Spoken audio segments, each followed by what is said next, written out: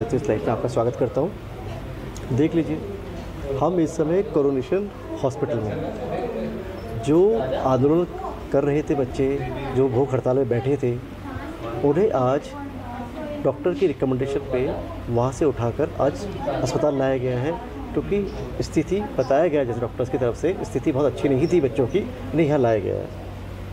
हमारे साथ है राम खंडवाल, उत्तराखंड बेरोजगार संघ के उपाध्यक्ष हैं। राम, कैसा फील हो रहा है अब? देखिए, अभी जैसा 4 दिन पहले फील हो रहा था वैसे ही अभी फील हो रहा है, इसमें कोई दिक्कत नहीं है। अब तो ग्लूकोज और ये सब लिखे हैं ना, ये सब चीज़ें नहीं तो हमने थोड़ी कहा इन्हें, तो ज़बरदस्ती इन्होंने ग्लूकोज लगाया। 4 दिन पहले जो मुझे फील हो रहा था, जिस दिन मैं धरना स्थल में बैठा था, अनशन में बैठा था, उस दिन के जैसे मुझे आज जब ये ले जा रहे थे उस दिन भी के जैसे जो है महसूस हो रहा था। तो फिर इन्होंने ज़बरदस्ती क्यों की? जब एम्बुलेंस वहाँ पर आती है, वहाँ पर मेरा चेकअप होता है, वहाँ पर जब चेकअप हुआ तो वहाँ पर देखा जाता है कि आपका जो बीपी एकदम ठीक है, लेकिन बावजूद इसके वहाँ से उठाकर कोरोनेशन अस्पताल ले जाया जाता है और ज़बरदस्ती ग्लूकोज चढ़ाया जाता है। लेकिन ग्लूकोज चढ़ाने से क्या होगा? मांगे थोड़ी मानी है। तो हमने प्रण लिया है कि भाई आप चाहे ग्लूकोज चढ़ाओ, चाहे आप कुछ भी करो, लेकिन अन्न का एक दाना भी हम नहीं खाएंगे तब तक, जब तक मांगे पूरी नहीं होती। फ्रूट कुछ नहीं।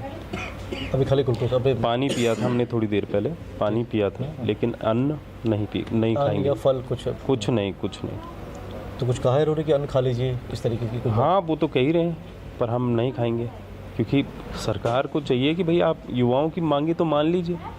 उन युवाओं का क्या होगा फिर? अगर वो हमारे भरोसे हैं और उनके लिए हम संघर्ष कर रहे हैं, तो फिर उनका कौन होगा? कौन आगे आएगा? तो हमें वो चीज़ें भी देखनी है। या तो सरकार बुला दे। आप हमेशा करते क्या हैं कि हम रैलियां करते हैं, हज़ारों की संख्या में युवा पहुंचता है, फिर उन युवाओं को बसों में भरकर आप जो है धरना स्थल में पटक देते हो। युवा अनशन करता है, उस युवा को जो है 3-4 दिन में अनशन करके फिर से आप बसों में भरकर, एम्बुलेंस में भरकर फिर से अस्पताल में पटक रहे हो। तो फिर मांगे कब पूरी होंगी फिर? तो हम ये कहना चाहते हैं कि भाई अब जब तक हमने ठान लिया इनसे, अगर ये ढीठ हैं तो फिर हम भी ढीठ हैं।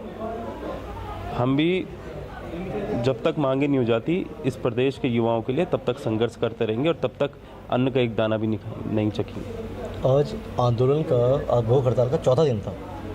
सरकार की तरफ से कोई भी नुमाइंदा या कोई प्रतिनिधिमंडल ने वार्ता करने की कोशिश की आपके बीच से, या कोई आप तक चल के आया? देखिए, कोई नहीं आया। आज वहाँ पर तहसीलदार आए थे, और तहसीलदार भी इसलिए आए थे क्योंकि उन्हें उठाना था, इसलिए आए हैं। अब जब हम प्रशासन से बातें कर रहे हैं, पुलिस बल और सबको लेके आए थे, उससे पहले कोई नहीं आता, तो सबको लेके आए थे, तब वही बातचीत हुई। अब उनसे भी जब बातचीत कर रहे हैं तो वही कि चलो आपको ले जाना पड़ेगा, चलो उठिए। तो जो युवाओं की मांग है उसको लेकर तो बातचीत हो ही नहीं रही है।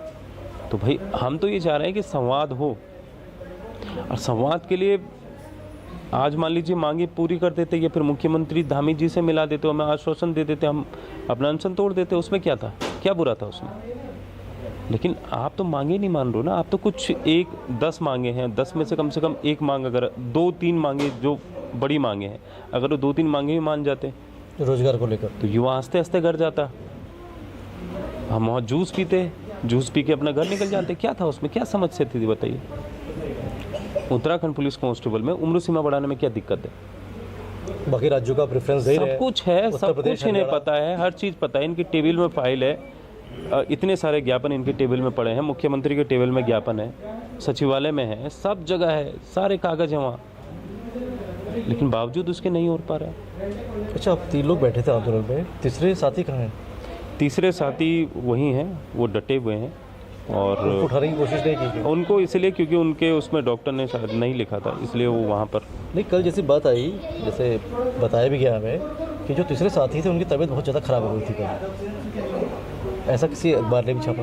जी, कल उनका बीपी डाउन हो गया था। रात को उनका बीपी डाउन था, लेकिन जब 10 बजे एक बार डॉक्टरों की टीम आई तो फिर उनका फिर से बीपी चेक किया गया, तो फिर वो ठीक नॉर्मल था। अच्छा, ये मेडिकल ड्रॉप मैं समझना चाहूँगा, जैसे ये मेडिकल कितनी बार किया जा रहा था? एक दिन में कितनी बार मेडिकल? एक दिन में सिर्फ एक बार, एक दिन में सुबह किया जाता है 10 बजे के अराउंड। 10 बजे का जी 10 बजे का राउंड किया जाता है। और फिर उसके बाद अगले दिन को 10 बजे अगले दिन 10 स्थिति पता बजे चलती है 24 घंटे के भीतर हमारा मेडिकल एक बार करते हैं। बिल्कुल बिल्कुल। और कल हुआ ये था कि अचानक से रात को अचानक से रात को हाँ उस लड़की की थोड़ा समस्या हो गई थी और उसमें थोड़ा बीपी उसका हाई भी हो रहा था जो हमें लग रहा था, तो फिर सुबह लेकिन वो नॉर्मल था।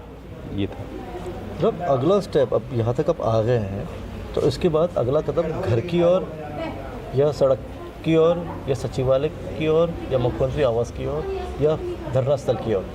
अगला कदम संघर्ष की ओर है और संघर्ष जब तक मांगे नहीं मानी जाती हैं तब तक संघर्ष जारी रहेगा, चाहे वो कैसे भी हो जाए।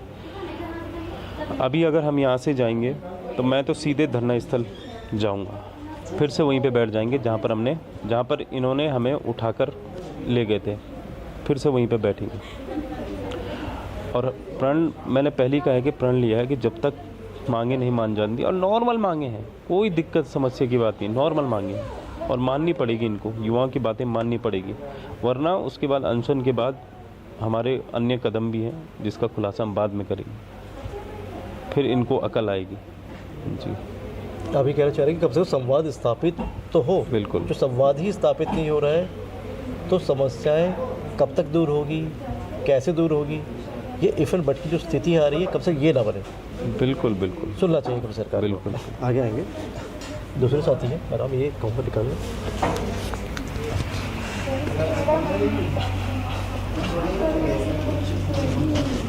सोच रहे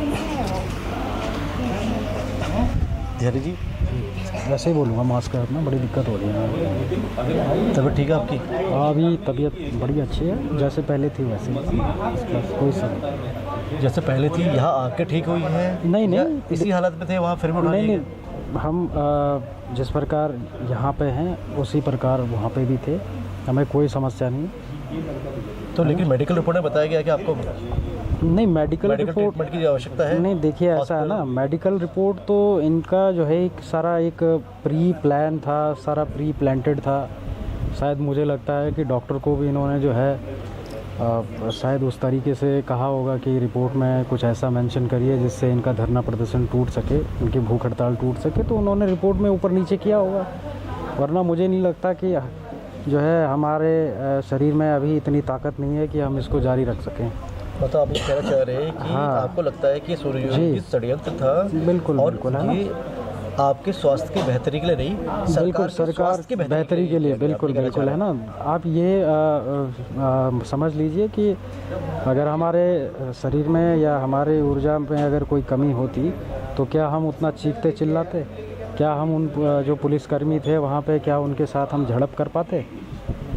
अच्छा जी हुआ है ये पूरा? ये झड़प हुई है और छीना झपटी हुई है, तो ये तभी संभव है जब हमारे शरीर में ऊर्जा है। हम बोल रहे हैं, आपसे बात कर रहे हैं, आपको बाइट दे रहे हैं, चाहे मीडिया अब में तो ये बोला जा रहा है कि ये पूरा ये सिस्टम, ये कहूँगा साथी दिखाई पूरा नहीं, सिस्टम, नहीं। ये डीएनएस जो लगा है जी, ये पूरा डीएनएस सिस्टम जो शरीर में जा रहा है जी। आपकी ऊर्जा पहुंचाई जा रही है। नहीं, जो नहीं, ऊर्जा सर, खाने के माध्यम से मिलती है, जल के माध्यम से मिलती है, तो अन्न और जल का त्याग कर दिया था आप लोगों ने। जी बिल्कुल और आज चौथा दिन था जी। तो ऐसा डॉक्टर्स की टीम को लगा हाँ। कि भाई नहीं सर, ऐसा नहीं है। हम आप देख लीजिए वहाँ जो अभी जो प्रकरण अभी घटित हुआ है अभी 2 घंटे पहले, वो देख लीजिए आप, उसमें हमें पता चल जाएगा कि हमारे शरीर में कितनी ऊर्जा थी, कितनी एनर्जी थी, किस प्रकार की हमारी स्थिति थी, वो सब। ये तो सिर्फ जो है एक फॉर्मेलिटीज़ है, हम तो यहाँ एडमिट होना नहीं चाह रहे ज़बरदस्ती जो है। लेकिन मुझे लगता है कि ये इस चीज़ को बढ़ावा दे रहे हैं कि आंदोलन या हमारी जो ये अनशन है ये एक बड़ा रूप ले ले, ये इससे छूटने वाला कहीं ना कहीं ये था कि आंदोलन बड़ा रूप ले रहा है, आपको ऐसा लगता है? नहीं, जरूर लेगा।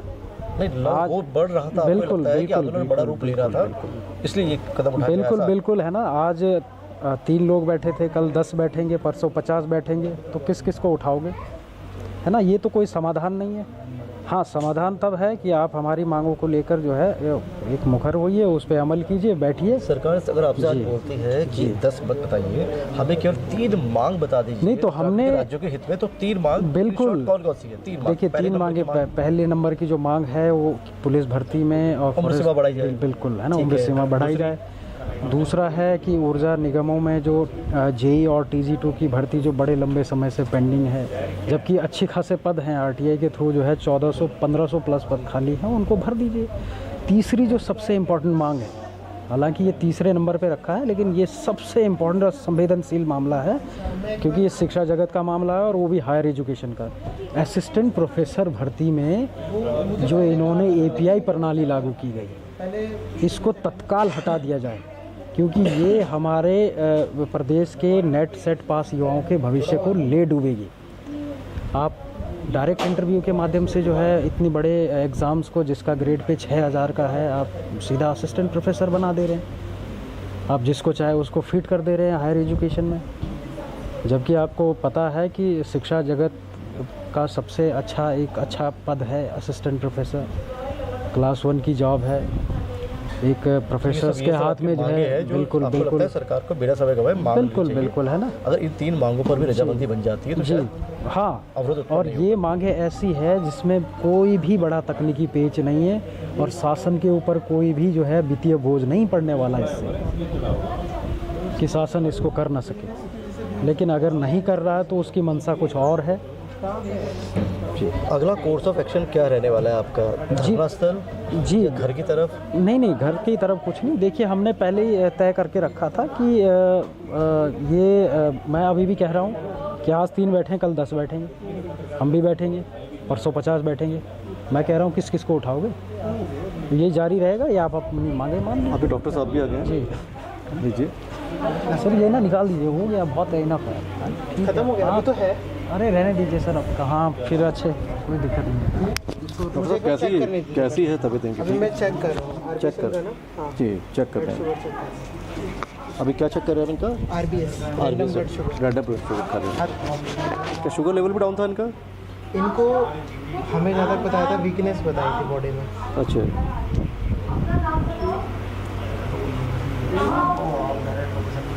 जो शुगर लेवल है वो चेक किया जा रहा है, जो रैंडम है, रैंडमली जो चेक किया जाता है ब्लड शुगर लेवल। कितना आया है इनका? 137 आया है इनका। ठीक है, ये थोड़ा सा हल्का सा, वो भी इसकी वजह से क्या बोलते हैं, DNS चल रहा है ना, उसकी वजह से हल्का सा बढ़ा हुआ है बॉडी में। एक बार NS और चला के देखेंगे, फिर देखेंगे शुगर लेवल। ठीक है, अपना ध्यान रखिए। चलिए, थैंक यू, अपना ध्यान रखिए।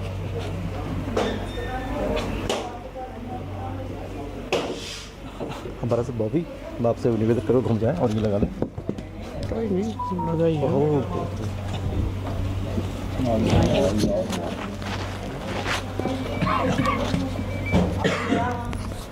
ऐसे कर लीजिए पैर, ऐसे कर लीजिए। ठीक है। ये बेरोजगार संघ के अध्यक्ष है बॉबी। लड़ाई तो आप लड़ते ही रहते हैं। हालांकि सपना आपका ये था कि सड़क से जो लड़ाई शुरू की थी आपने, वो संसद तक लड़ाई। इनका कितना है ब्लड शुगर तो इनका भी लगभग 137 के ठीक है, वो तो हम कैमरे बता दें। अभी स्थिति ठीक है, ब्लड शुगर ठीक है, जैसे डॉक्टर से जांच की है। तो जो भी बेरोजगार या जो भी युवा ये देख रहे हैं हमारा प्रोग्राम, वो देख लें कि अभी स्थिति ठीक है, ज़्यादा घबराए नहीं। जो बैठ के सोच रहे हैं कि क्या स्थिति होगी, किस स्थिति में होंगे, तो अभी स्थिति ठीक है। ये अच्छी बात है, ये क्योंकि लड़ाई बड़ी लंबी है। भाभी, आपने जो सपना देखा था सड़क से संसद तक पहुंचने का सपना देखा था, क्योंकि ये है भी कि जो जब तक आप नीति निर्माता नहीं बनेंगे तब तक नीतियाँ बना नहीं पाएंगे, आप फैसले नहीं ले पाएंगे। सड़क से संसद तक की लड़ाई, सचिवालय भी कुछ किया, मुख्यमंत्री आवास भी दिया, तमाम विज्ञप्ति भी देख लिया, बस में बैठकर भी गए, पुलिस लाइन भी गए, तमाम प्रयास करके आपने देख लिए। अब ये सड़क से संसद की लड़ाई जो जा रही थी संसद की तरफ, वो अस्पताल की तरफ कैसे आ गई? लड़ाइयाँ तो कभी सड़कों पर लड़ी जाती है, कभी कहीं लड़ी जाती है, अस्पताल में भी लड़ाई लड़ रहे हैं। अपनी जायज़ मांग को लेकर अगर युवा वास्तविक रूप से कुछ मांगे सरकार से मनवाना चाहता है, मुख्यमंत्री से मुलाकात करना चाहता है, शासन से मिलना चाहता है, सरकार से मिलना चाहता है, उसके लिए यदि आमरण अनशन जैसे कदम को उठाना पड़े, तो मैं तो समझता हूँ कि सरकार कहीं ना कहीं जो डबल इंजन का दावा करती है, जो पारदर्शिता का दावा करती है, जो जीरो टॉलरेंस का दावा करती है, वो कहीं ना कहीं सारा फेल है। तो मैं समझता हूँ कि आज जिस प्रकार से युवाओं के द्वारा संघर्ष किया जा रहा है, वो जायज़ मांगों को लेकर संघर्ष है, और इस संघर्ष में आज सभी लोग एकजुट है, सभी कहीं ना कहीं आगे बढ़ रहे हैं। और यदि इसके उपरांत भी हमारी सरकार नहीं जागती है, तो निश्चित रूप से इससे आगे वाले कदम भी उठाए जाएंगे और वो ऐसे कदम होने वाले हैं जिससे कि मैं समझता हूँ कि सरकार का बहुत कुछ दांव पे लगने वाला है। अच्छा, आज आंदोलन को जो भूख हड़ताल थी मात्र चौथा दिन था, तो क्या लगता है क्या कारण था सरकार को एकदम से जो आंदोलन में बैठे हुए थे, क्योंकि सरकार एक अभिभावक होती है कहीं ना कहीं, हम सबकी अभिभावक है जो राज्य में रह रहे हैं निवासी, तो क्या इन अभिभावकों को अपने बच्चों की चिंता हुई कि भाई 3 दिन से बच्चे भूखे बैठे हैं और चौथे दिन भी भूखे ना रह जाए, तो आइए भैया इनको स्वास्थ्य और सब चीज़ें जाँच लें।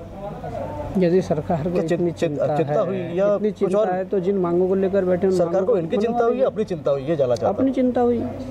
ये साफ जाहिर दिख रहा है कि भाई अपनी चिंता हुई। इनकी चिंता हुई होती तो जिनके मांगे उनको मान लेते या उन पर इनको न्याय दे देते, पर सरकार को अपनी चिंता है, अपने कुर्सी की चिंता है, सत्ता की चिंता है।